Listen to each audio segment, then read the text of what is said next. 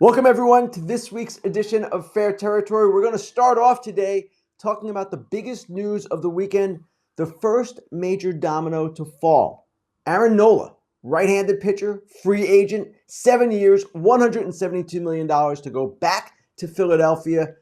Not exactly a surprise, but maybe a little bit of a surprise because the Phillies had not gotten this done in spring training, had not signed Nola to an extension. And as one executive told me, when does Dave Dombrowski not sign a guy that he wants to sign? And it hadn't happened back in March. So obviously it's happened now, and we'll talk about it. It's an interesting move in a lot of ways, as all free agent signings are.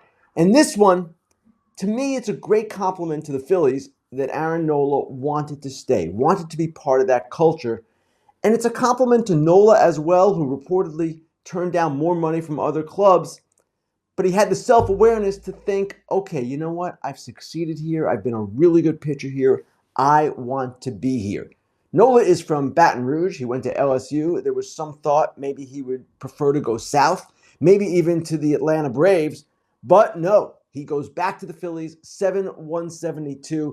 It's a classic Phillies free agent deal under Dombrowski. We've seen this before. Bryce Harper, Trey Turner. Deals that are stretched out to lower the average annual value. Nola's AAV will be $24.6 million. That's only 23rd all-time for a starting pitcher. Now, it's still really good. I know that. $24.6 million a year. Most of us would take it. But in the general scheme of things, in the baseball financial world, it is a relatively modest salary. But that's the way the Phillies do it. They want the lower AAVs to lower their luxury tax burden. And what they're getting, well, frankly, they're getting one of the most durable pitchers in the game. Aaron Nola has been that from year to year, really since the start of his career. And I want to show you just where he ranks among starting pitchers, actually all pitchers, over the last 7 seasons in innings pitched, because this is telling. Garrett Cole, well, he's the leader from 2017 to 2023. Nola is second. Cole has him beat by about 46 and a third innings. That's it.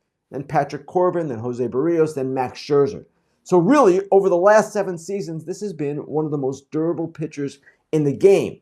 That is why he is getting paid in a very real sense.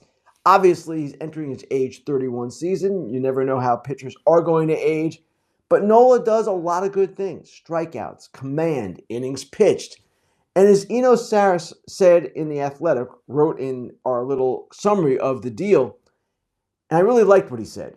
Eno said, Nola on a per-game basis is maybe not the guy you want. He's not going to outshine some of the best aces in the game on a per-game basis. But on a per-season basis, yes, Aaron Nola works. He works really well for any team, and that is why he got the impressive deal that he did. Now, every signing creates a domino effect, as you know. The signing team obviously fills a hole, and the teams that do not get the player that they want, well, for them there is greater urgency. This starting pitcher market is deep, but it's not all that deep, and the demand still exceeds the supply. You might have seen Scott Boris's comments about 7 teams needing at least 2 starting pitchers. That probably is in the range of accurate. I know Boris can be hyperbolic, particularly at this time of year, but it seems to me that there are a number of teams looking for multiple starters. So now the question becomes, for the Braves, where do they turn? Where do the Cardinals turn? Where do all of these other teams that might have had a spot for Aaron Nola go now that he is off the board? Now we know who the other top free agents are. It's Yamamoto, it's Snell, it's Gray. There are others as well. We know who the trade candidates are. It's Dylan Cease, it's Corbin Burns, Tyler Glasnow, Shane Bieber. But again, there are only so many pitchers to go around, and it's going to be a scramble as we go forward. But at least now, the first domino has fallen.